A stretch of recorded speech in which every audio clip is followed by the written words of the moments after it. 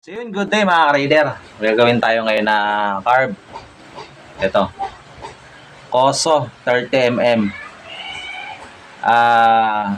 Yan o. Ang problema na ito mga ka-raider, namamatayan.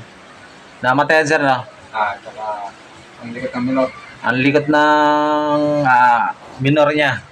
Yung minor niya ay taas baba. Ito yung motor niya eh, sir. Stock to sir no? Stock lahat. Nakapanggilid.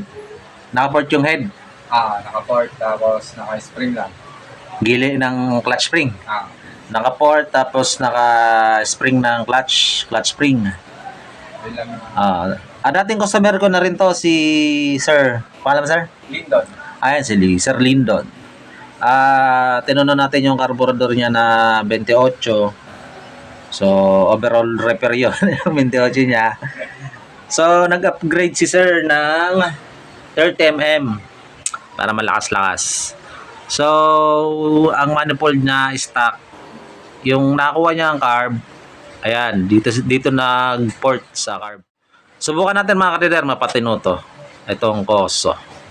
Medyo marami-rami tayong kukut-kutin dito. Nakita ko yung mga butas-butas, yung mga singit-singit, maitim. So madumi. Tulad nito mga ka-raider, ayan. Diba? So patitinuin natin. Subukan natin. So start tayo. Ang ano niya pala mga ka-raider, teka lang. Ang pilot niya, pilot. Ito. Saan na yan? Ito. Ang pilot niya is 35, 115. Tignan natin yung butas. So much better dito, mga 118, ganyan. Para medyo malakas-lakas din.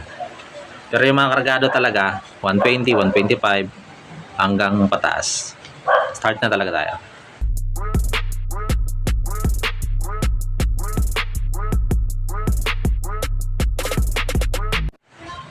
Mga ka-raider, 30mm. Minsan talaga mayroon magtono. Ayun mga ka-raider.